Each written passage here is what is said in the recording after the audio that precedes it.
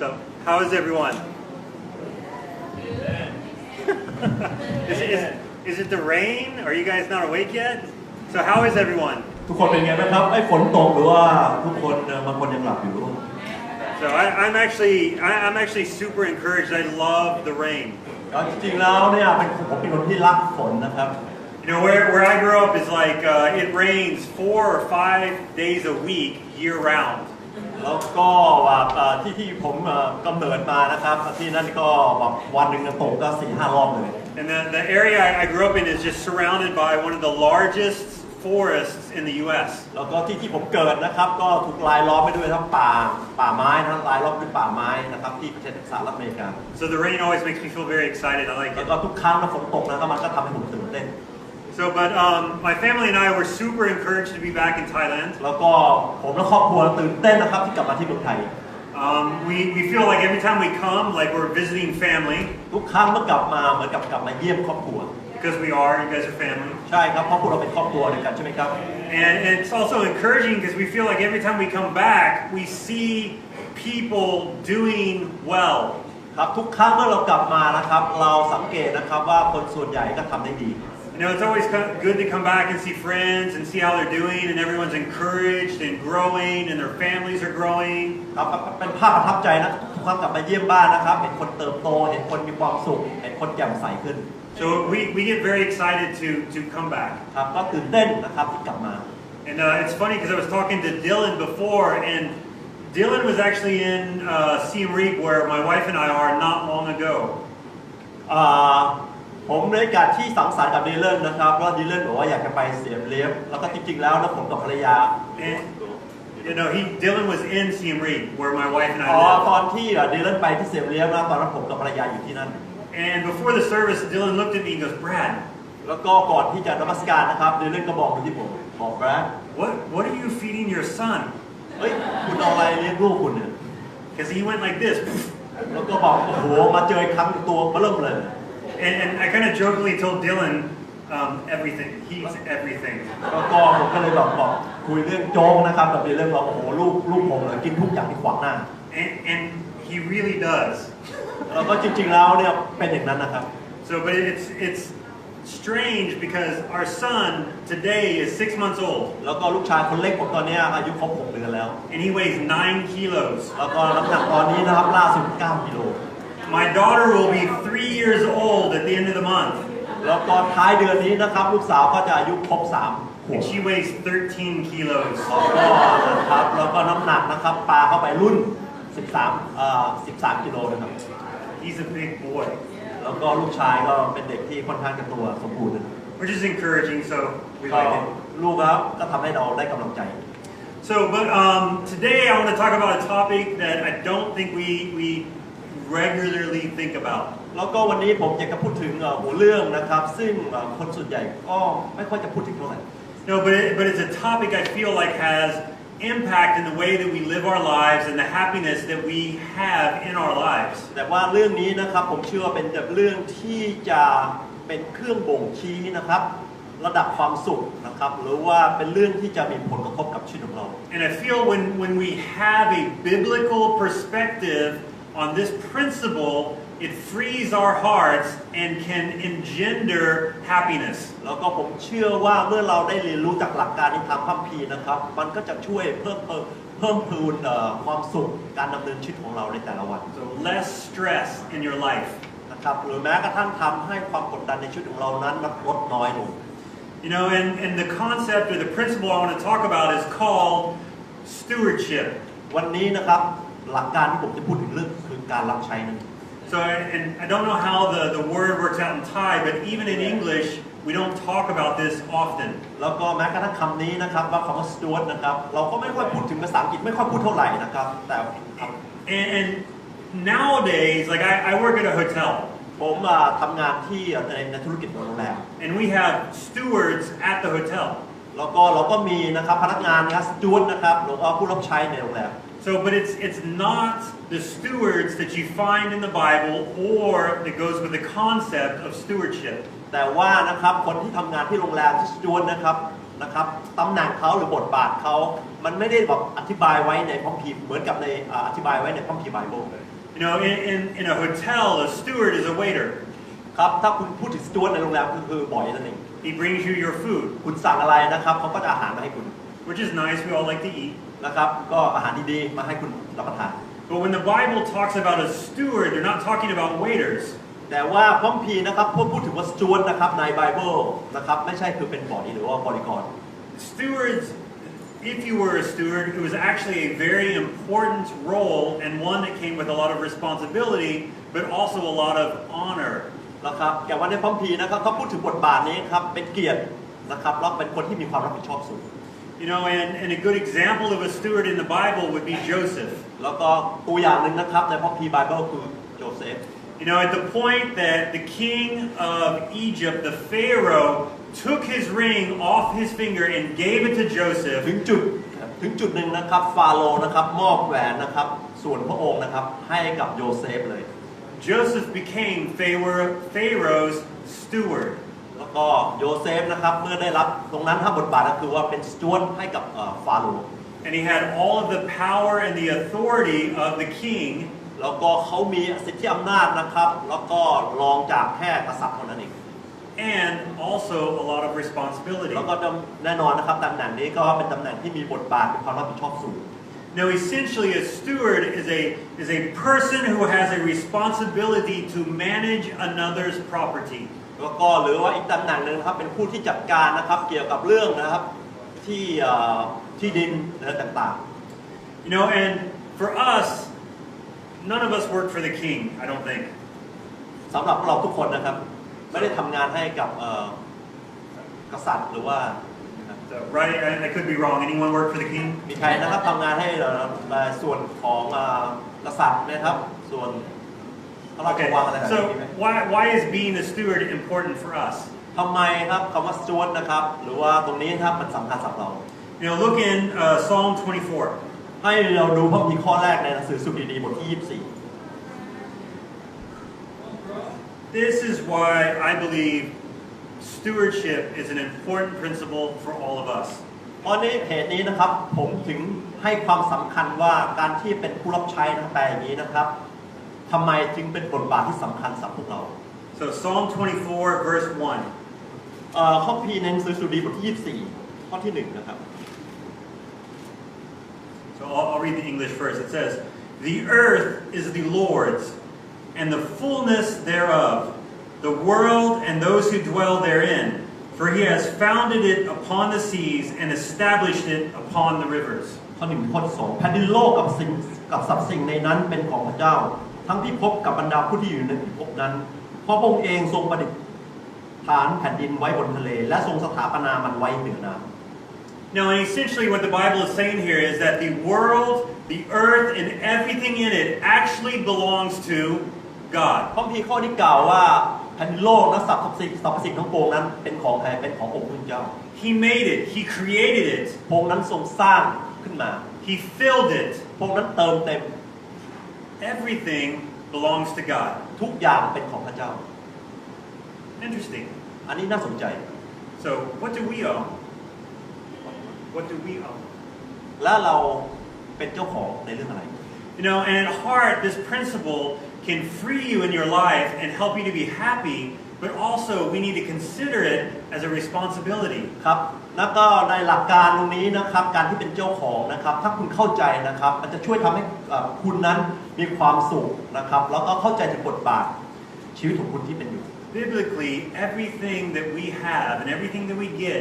really belongs to God. เพราะว่าทางหลักของพระคัมภีร์นะครับทุกอย่างที่เรามีนั้นมาจากใครมาจากพระเจ้า It is given to us. มอบไว้ให้กับเรา And God gives to us because He loves us, because we are His children, and He wants to fulfill our lives and make us happy. พระองค์นั้นมอบให้กับเราเพราะอะไรเพราะเรานั้นเปรียบเสมือนเป็นบุตรชายบุตรสาวของพระองค์และพระองค์นั้นต้องการให้เรานั้นใช้สิ่งเหล่านี้พระพรเหล่านี้เพื่อความสุข But it belongs to Him. แต่สิ่งเหล่านี้นะต้องเข้าใจซะก่อนว่าเป็นของใครเป็นของพระองค์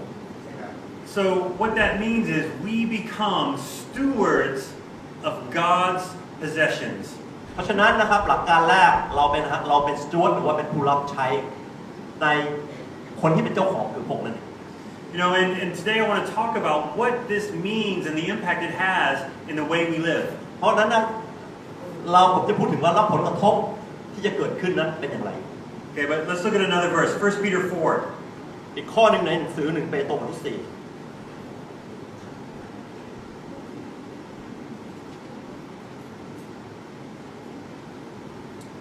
Verses 10 and 11. So in English it says, as each has received a gift, use it to serve one another as good stewards of God's varied grace. Whoever speaks, as one who speaks the oracles of God. Whoever serves, as one who serves by the strength that God supplies, in order that in everything God may be glorified through Jesus Christ.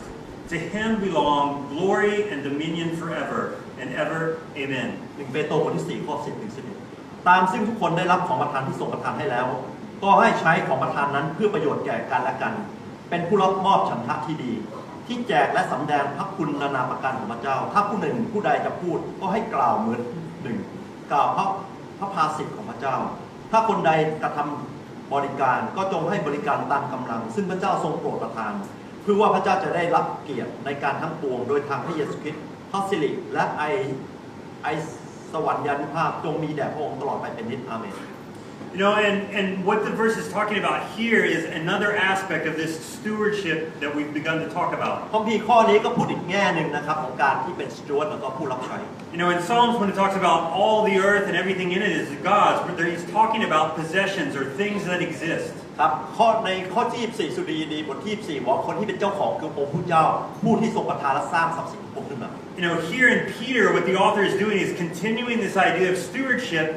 but in the idea of gifts. แต่ว่าในหนังสือ1 เปโตรพูดถึงนะครับการที่เป็น steward เป็นผู้รับใช้คือว่าให้นั่นเองการเป็นผู้ที่ให้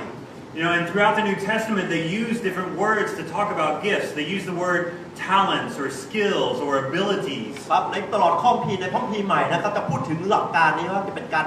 การให้นะครับหรือว่าของประทานความสามารถนะครับคำเหล่านี้ But again, the concept is that these are granted to us and given to us as a gift from God. ครับแน่นอนนะครับโดยสรุปก็คือว่าหลักการก็คือว่าสิ่งต่างๆที่พระเจ้ามอบให้กับเรานั้น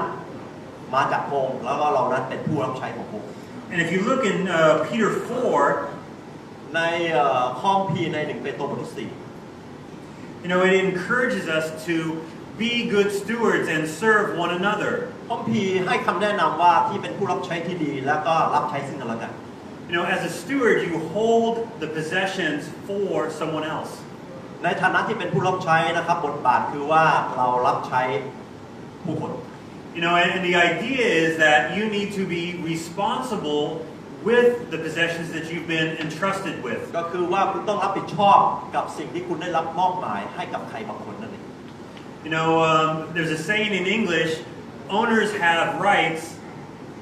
Oh, sorry. Owners have rights, stewards have responsibilities. มีคำกล่าวไว้นะครับว่าคนที่เป็นเจ้าของมีสิทธิอำนาจ Stewards have responsibilities. แต่ว่าคนที่เป็นผู้รับใช้มีความรับผิดชอบ You know, and the idea is if you're an owner, you can do whatever you want with your possessions. ก็ถ้าคุณเป็นเจ้าของอะไรนะครับคุณจะทำอะไรกับสิ่งที่คุณเป็นเจ้าของก็ได้ But as stewards, you're expected to treat the possessions according to the owner's will. แต่ว่าถ้าคุณเป็นผู้รับใช้นะครับคุณต้องรับผิดชอบนะครับดูแลนะครับสิ่งที่เป็นของคนที่เป็นเจ้าของ You know, and I think if we really consider this concept with our possessions, with our skills, and with our abilities, we need to ask ourselves the questions: how do we use the things that we've been given? เพราะนั้นคำถามคือว่าเราจะทำอย่างไรนะครับกับสิ่งที่เราได้รับมอบหมายในฐานะที่เราจะเป็นผู้รับใช้ You know, and we have to do it in a way that is pleasing to the owner who gave it to us. เพราะฉะนั้นนะครับเราต้องกระทำนะครับในสิ่งที่เราได้รับมอบหมายเพื่อที่จะเป็นพอพระทัยของคนที่เป็นเจ้าของนั่นคือพระเจ้า You know, and for me, this has been on my heart and in my mind for a while now. สิ่งนี้นะครับอยู่ในจิตใจอยู่ในความคิดผมเป็นช่วงระยะเวลาหนึ่งแล้ว Because one of the things that I feel is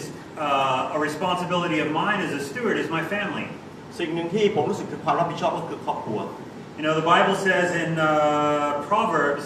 that a wife is a gift from God. ข้อพิตอนหนึ่งในหนังสือสุภาษิตกล่าวว่าภ ภรรยานั้นเป็นของประทานที่มาจากพระเจ้า So I got one husband say amen. อย่าให้สามีนะครับพูดกับเอเมนนะครับ Amen. Okay. Just teasing, guys, I know. Okay. But the Bible also says children are a blessing from God. ข้อพีตอนนี้ก็กล่าวว่าลูกหลานนั้นเป็นพระพรที่มาจากพระองค์ You know, and so for me, I have to consider for my life, how am I being responsible before God for the gifts He's given me? เพราะฉะนั้นสำหรับผมเองแล้วผมต้องแบบต่อหน้าองค์พระเจ้าว่าผมจะรับผิดชอบกับสิ่งที่รับมอบหมายมาอย่างไร You know, do I treat everything that He's given me as a blessing? เพราะฉะนั้นเนี่ยสิ่งที่ผมได้รับมอบหมายมาเนี่ยผมรับผิดชอบอย่างไรนะครับกับพระพรต่างๆที่ได้รับมอบหมายมา Do I care for it? ผมแบบห่วงใยกับสิ่งนั้นไหม Watch out for it. ผมดูแลสิ่งนั้นดีไหม Take care of it. แบบว่าเป็นห่วงเป็นใยไหม And use it in the way that God would have me use it. แล้วก็ใช้มันนั้นแบบสมกับที่พระองค์นั้นมอบความไว้วางใจหรือเปล่า Possessions, not wives. เจ้าของนะครับไม่ใช่ภรรยานะครับ Okay? So my money, my car, my house, my clothes, my position, my work is all being used for God's will. ไม่ว่าจะเป็นเงินเข้าของนะครับทรัพย์สมบัติต่างๆนะครับตำแหน่งหน้าที่การงานนะครับสิ่งเหล่านี้ผมใช้มันยังไงนะครับ Okay. Look in 1 Corinthians 12, 4 through 7. 1 โครินธ์บทที่ 12นะครับข้อที่4ถึงข้อที่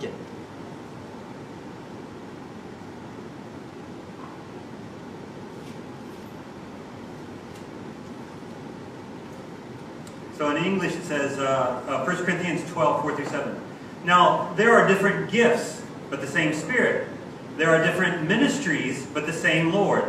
There are different activities, but the same God produces each gift in each person. A manifestation of the Spirit is given to each person for the common good. ของประทานนั้นมีต่างๆกันแต่มีวิญญาณองค์เดียวกันงานรับใช้มีต่างๆกันแต่มีองค์ผู้เจ้าองค์เดียวกันกิจกรรมมีต่างๆกันแต่มีพระเจ้าองค์เดียวกันเป็นต้นเหตุแห่งกิจกรรมนั้นๆในทุกคนการสำแดงของพระวิญญาณนั้นก็มีแก่ทุกคนเพื่อประโยชน์ร่วมกัน You know, one of the expectations for the steward is that you use it according to the owner's will. สิ่งหนึ่งที่เป็นการคาดหวังจากเจ้าของคือว่าใช้ตามประสงค์นะครับของผู้ที่เป็นเจ้าของ So what is God's will for the things that He's given us? อะไรคือพระประสงค์ของพระองค์ที่มอบสิ่งต่างๆให้กับเรา Well, one of His wills or one of His desires is that we use our gifts and abilities to help each other. นั่นคือช่วยซึ่งกันและกันนั่นเอง You know, how do we build up and encourage one another? เราเสริมสร้างและหนุนใจซึ่งกันและกันอย่างไร You know, are we actively involved in each other's lives? Do we use the gifts that we've been given not only for our own benefit but for the benefit of others? เราใช้ของประทานความสามารถของเรานั้นไม่ใช่เพื่อประโยชน์ของเราฝ่ายเดียวเท่านั้นแต่ว่าเพื่อประโยชน์ของซึ่งกันและกันหรือเปล่า You know, one of the things we've been talking a lot about in Siem Reap is how to build each other up. สิ่งหนึ่งที่เราพูดกันสม่ำเสมอที่เสียมเล็บก็คือว่าเราจะหนุนใจสร้างซึ่งกันและกันขึ้นได้อย่างไร You know, everybody has a gift, an ability, a skill, has knowledge. ทุกคนนั้นมีความรู้มีความสามารถมีของประทานที่แตกต่างกัน And maybe you have possessions as well. บางคนนั้นมีทรัพย์สินด้วย But how do you use these to build up and to encourage others so that they are closer to God? แต่คำถามคือว่าคุณใช้สิ่งต่างๆเหล่านี้เพื่อสนับสนุนแล้วก็ให้กำลังใจเพื่อให้พวกเขานั้นมีโอกาสที่ใกล้ชิดกับพระเจ้ามากขึ้นได้อย่างไร You know, and one of the ways that people talk about stewardship or possessions, a lot of times what they talk about is money. Like how do we use money to encourage others or help others? บ่อยครั้งนะครับเขาพูดถึงสิ่งนี้ก็คือพูดถึงว่า possession คือสิ่งที่เป็นเจ้าของเป็นพูดถึงเรื่องเงินใช้เงินในการที่ช่วยซึ่งกันและกันได้อย่างไร Which is great if you have money. ก็ยอดเยี่ยมนะครับถ้าคุณมีเงิน But some of us don't have a lot of money. แต่บางคนนะครับอาจจะไม่ได้มีเงินมากมาย But it doesn't matter. ก็ไม่ได้เป็นเรื่องที่สำคัญ There are other ways to support and build up people. แต่ก็มีวิธีอื่นในการที่เสริมสร้างและให้กำลังใจซึ่งกันและกัน You know, one of the things that really encourages me is when somebody that I know that I respect for their skills or their knowledge or their understanding will actually take the time to spend with me. แต่สิ่งหนึ่งที่ผมได้กำลังใจคือคนที่มีความสามารถมีสติปัญญามีหลายอย่างนะครับเขายังอุตส่าห์เอาเวลามานะครับใช้เวลากับผม You know, in the world, people will charge you a lot of money for their knowledge. ในทางโลกนะครับสำหรับใครบางคนนะครับเขาใช้เวลาคุณเนี่ยเขาชาร์จเงินคุณนะครับ For their skills and abilities, they're going to charge you money to learn from สำหรับ them. ทักษะความรู้ความสามารถถ้าคุณจะได้เรียนรู้จากเขา You know, one of the guys I used to work with is a big Tony Robbins fan. ก็มีคนหนึ่งนะครับที่ผมเคยใช้เวลาเขาเป็นแฟนพันธุ์แท้ของโทนี่โรบินส์นะครับ Does anyone know Tony Robbins? มีใครนะครับโทนี่โรบินส์ He's a big motivational speaker, life coach. Tony Robbins gets paid $10,000 to spend a couple hours with you. เขานะครับคนนี้นะครับเป็นนักพูดนะครับนักที่จะให้แรงบันดาลใจผู้คนนะครับค่าตัวเขาเนี่ยเขาพูดแค่ชั่วโมงถึง2 ชั่วโมงนะครับเป็นแบบ$10,000เลย And he just invites people in and fills conference halls with people, and he makes millions of dollars in 2 hours. แค่พูด2 ชั่วโมงนะครับมีคนมาฟังเขานะครับแค่ครั้งเดียวนะเขารับทรัพย์ไปเป็น$1,000,000 But people are so desperate to learn and grow and have the ability to direct their lives that they'll do it. แล้วก็ผู้คนยอมที่จะจ่ายนะครับเพื่ออะไรครับปรับปรุงคุณภาพชีวิตที่ดีขึ้นเพื่อแค่มานั่งฟังเขานะ You know, one of the great things about the kingdom of God. แต่สิ่งที่ยอดเยี่ยมสำหรับแผ่นดินพระเจ้าคืออะไร Sorry, can you guys hear me? คุณได้ยินผมไหมครับได้ยินแบรด Hello, hello. I think I lost the mic. It's good. I can talk loud. You guys can hear me in the back? I was a teacher for a few years. Okay, but in the kingdom of God, we're surrounded by men and women who have wisdom and knowledge. แต่ว่าในแผ่นดินพระเจ้านะครับเราถูกรายล้อมด้วยชายหญิงซึ่งมีประสิทธิปัญญาและมีความรู้ความสามารถหลากหลาย So it's great when they spend time with you and they share. แล้วก็เมื่อเขาใช้เวลาคุณเขาแบ่งปันเขาให้ You know, my wife and I, we've never been married before. ผมกับภรรยานะครับมาก็ไม่ได้มีประสบการณ์เคยแต่งงานมาก่อน So never had kids. ไม่เคยมีลูกมาก่อน We got a lot of learning to do. แล้วก็มีหลายเรื่องที่เราต้องเรียนรู้ And the other thing we realized is that Zoe and Zach are very different. โซอี้และแซคนะครับโอ้โห2 คนนี้แตกต่างกันอย่างมาก So Zoe, when it's loud, will cover her ears. แล้วก็ถ้าสมมุติว่าโซอี้เสียงแบบร้องขึ้นมาแล้วก็โอ้โหต้องอุดหูเลย Zach will cry if it's too quiet. แต่ว่าเมื่อแซคร้องนะครับร้องแบบสะอื้นนะครับร้องแบบเงียบมาก So putting them in the same room together sometimes is interesting. แล้วก็ถ้าคุณเอาเด็ก2 คนนี้มาอยู่ด้วยกันนะครับเป็นเรื่องที่น่าสนใจมาก So but we've got a lot of learning to do, and when people share with us and help us, it's very encouraging. แล้วก็เราก็ได้กำลังใจอย่างมากเมื่อมีคนนั้นมาแบ่งปันและแชร์เราแล้วก็ให้เรานั้นได้เรียนรู้เกี่ยวกับเรื่องการเรียนรู้ Now, if we've been blessed with these abilities or knowledge, you know, we can share them with others. เพราะฉะนั้นนะครับถ้าเราได้รับการอวยพรนะครับเรื่องความรู้สติปัญญาความสามารถเราสามารถจะแบ่งปันและ So แชร์ได้ we can build up others. เราสามารถจะเสริมสร้างซึ่งกันและกันขึ้น We can accomplish God's will of encouraging one another. เราทำให้พระประสงค์ขององค์พระเจ้านั้นที่สำเร็จได้ Okay, let's look in Matthew 25. ให้เราดูนะครับข้อพระธรรมในหนังสือมัทธิวบทที่25 So the first principle of stewardship is ownership, the understanding that God actually owns everything. หลักการแรกนะครับของการที่จะเป็น stewardship หรือว่าผู้รับใช้ก็คือการเป็นเจ้าของนะครับหลักการที่2นะครับในมัทธิวบทที่25 The second principle is responsibility, the responsibility to use what we have the way God would have us. หลักการที่2คือความรับผิดชอบใช้ของที่พระเจ้าอวยพรเรานั้นหรือมอบหมายเรานั้นเพื่อที่ถวายเกียรติพระองค์หรือว่าช่วยคนอื่น And the third principle today is accountability. อย่างที่3นะครับหลักการคือจิตสำนึกนะครับ Look at Matthew 25. ในหนังสือมัทธิวบทที่25นะครับอันนี้พูดถึงหลักการที่3แล้ว Okay, and I think you guys know this one, but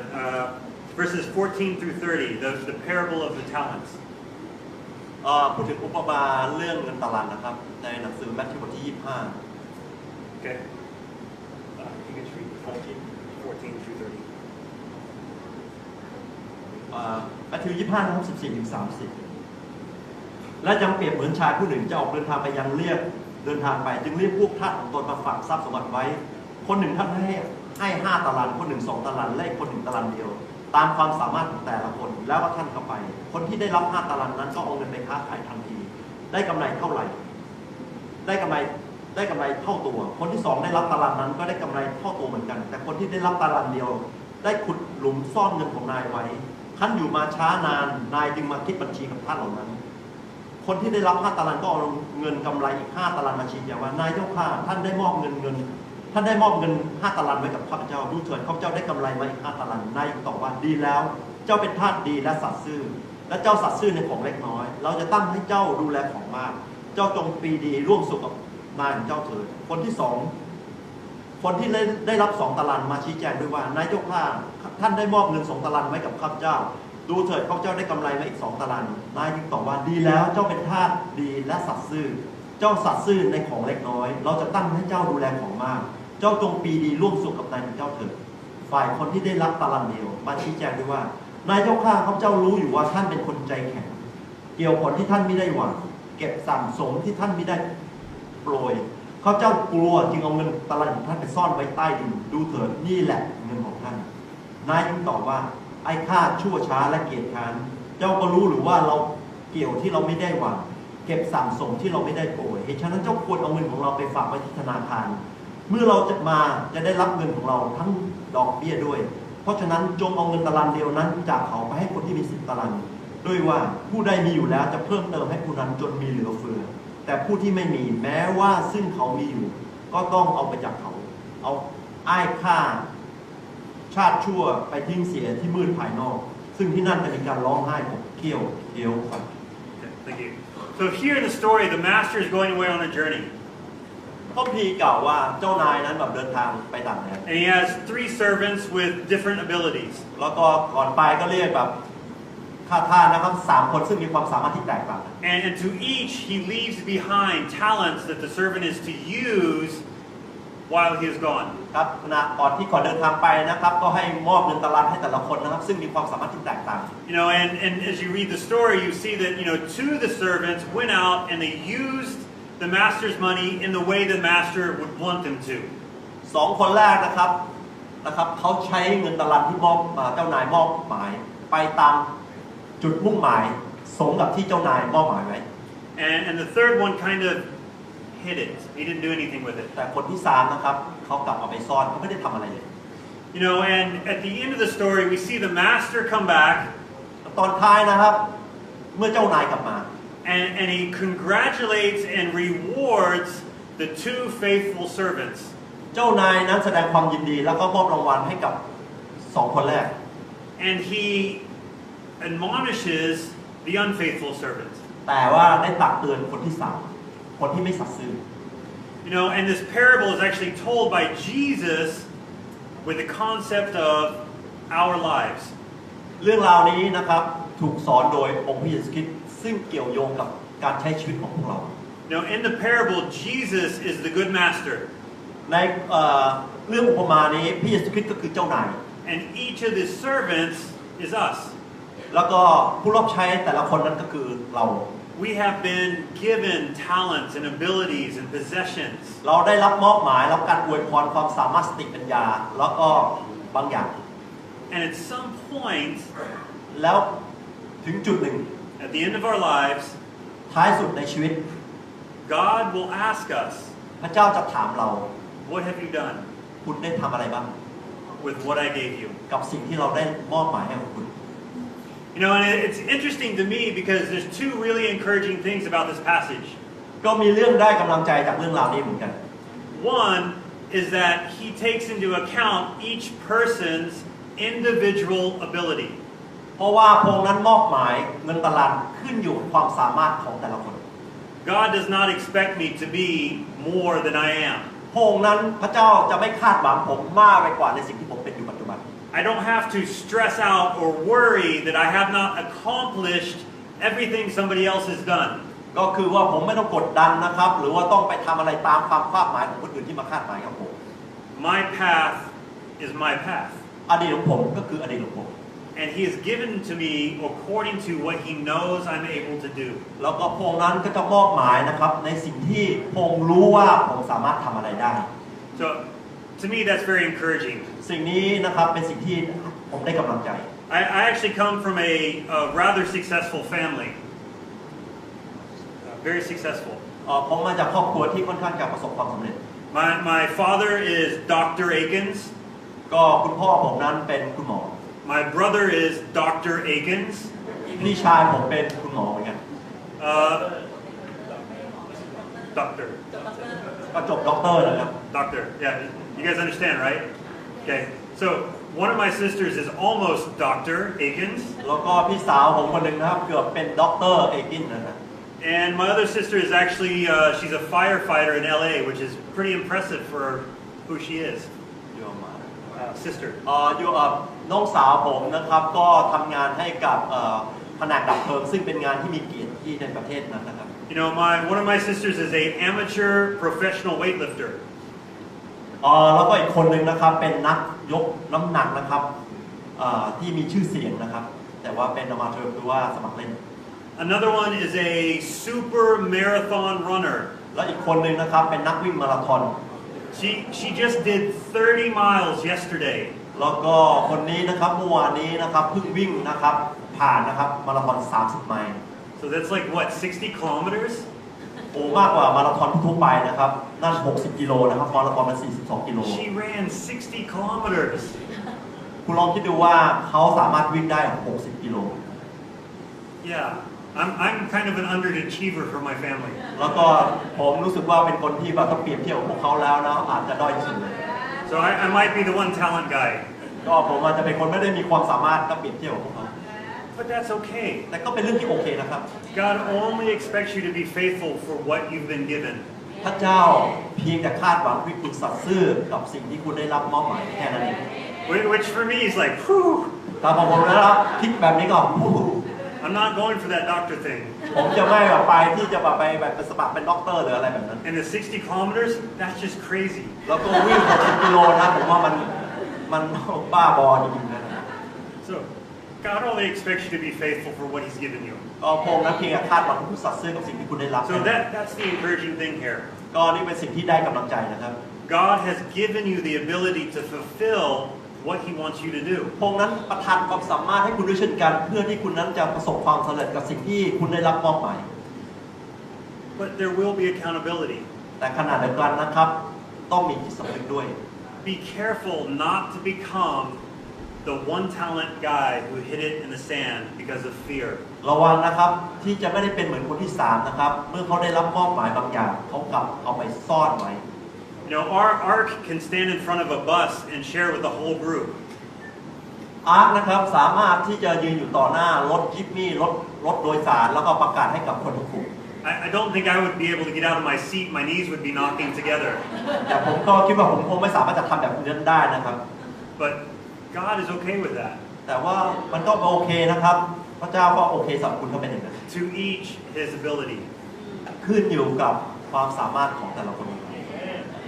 But there is accountability. แต่สิ่งที่สำคัญคือว่าทุกคนต้องมีจิตสำนึกแห่งความรับผิดชอบ So you may not have $1 million. คุณไม่จำเป็นต้องมี1 ล้านUS ดอลลาร์ That's okay. ก็เป็นเรื่องที่โอเคอยู่ But are you faithful with what you have? แต่ถ้าคุณเพียงแต่แค่สัตย์ซื่อกับสิ่งที่คุณมีอยู่ Okay. So final principle of stewardship. หลักการสุดท้ายนะครับของการที่เป็นผู้รับใช้ It's the fun one. อันนี้น่ากำลังได้กำลังใจนะเป็นเรื่องเป็นประเด็นที่สนุก Colossians 3. โคโลสีบทที่ 3It